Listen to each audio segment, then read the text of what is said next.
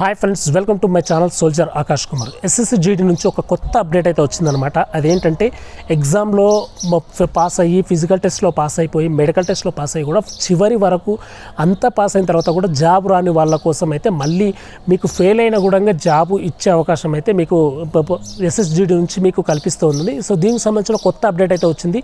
Fail అయిన వాళ్ళు కూడా జాబ్ అనేది కొట్టుకోవచ్చు అనమాట. మరి ఈ ఫెయిల్ అయిన వాళ్ళు జాబ్ ఎలా కొట్టుకోవాలి, మాకు ఎలా వస్తుంది అని మీకు పూర్తి వివరాలు ఈ వీడియోలో చెప్తాను. వీడియో చివరి దాకా స్కిప్ చేయకుండా చూడండి.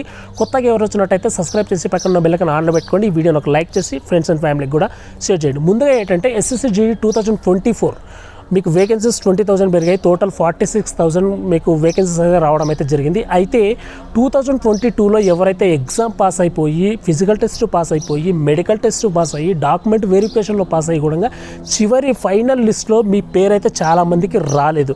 ఒకవేళ పేరు వచ్చినా కూడా చాలామందికి ఎలాంటి అడ్మిట్ కార్డ్స్ అనేది ట్రైనింగ్ కోసం కూడా రాలేదనమాట. వాళ్ళందరికీ కూడా ఫెయిల్ అయిన వాళ్ళందరికీ కూడా ఇప్పుడు మీకు 2024లో ఎస్ఎస్జిడిలో మీకు వేకెన్సీస్ అనేది ఖచ్చితంగా మీకు జాబ్ అయితే వస్తుంది. మీరు ఫెయిల్ అయినా కూడా మీకు జాబ్ ఇచ్చే అవకాశం అయితే మీకు ఎస్ఎస్జిడి అయితే కల్పించింది.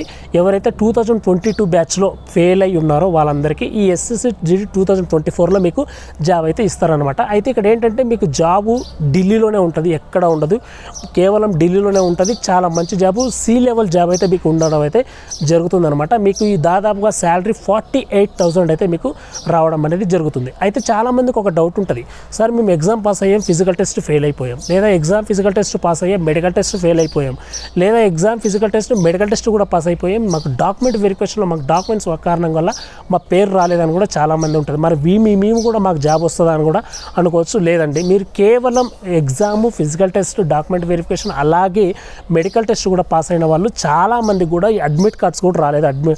మన ట్రైనింగ్ కోసం కొంతమంది లిస్ట్లో పేరు కూడా రాలేదు, ఫైనల్ మెరిట్ లిస్ట్లో పేరు కూడా రాలేదు. సో వాళ్ళకు మాత్రమే మీకు 2024లో మీకు జాబ్ అయితే వస్తుంది. మరి జాబ్ ఎలా వస్తుంది? మళ్ళీ మీకు జాబ్ రావాలంటే మేము మళ్ళీ రన్నింగ్ చేయాలా, మళ్ళీ ఎగ్జామ్ పాస్ అవ్వాలా, మళ్ళీ మెడికల్ టెస్ట్ ఉంటుందా అంటే అలాంటి టెన్షన్స్ అనేది మీరేం పెట్టుకోవాల్సిన అవసరం లేదు. మీకు ఎవరైతే 2022లో ఫెయిల్ అయి ఉన్నారో వాళ్ళకు కేవలం మీకు మెయిల్ ద్వారా ఒక మెసేజ్ అయితే రావడం అయితే జరుగుతుంది. మెయిల్ ద్వారా మెసేజ్ రావడంతో ఈ టైంకి మీకు ఇంటర్వ్యూ ఉంటుందని అయితే చెప్తారనమాట. సో ఇంటర్వ్యూ మాత్రమే ఉంటుంది. మీకు ఇంటర్వ్యూ కూడా ముంబై, చెన్నై, అలాగే మన జమ్మూలో ఉంటుంది, అలాగే ఢిల్లీలో ఉంటుంది. ఇలా 5 సెంటర్లో మీకు ఈ ఇంటర్వ్యూ అనేది చేయడం అనేది జరుగుతుంది అనమాట. సో ఇంటర్వ్యూ కంప్లీట్ అయిపోయిన తర్వాత మీకు ఎక్కడ పోస్టింగ్ ఇస్తారు, ఎప్పుడు మీరు జాయిన్ అవ్వాలని కూడా ఆ ఇంటర్వ్యూలోనే మీకు చెప్పడం అనేది జరుగుతుంది. సో ఇంటర్వ్యూ కూడా పెద్ద హార్డ్గా ఉండదు.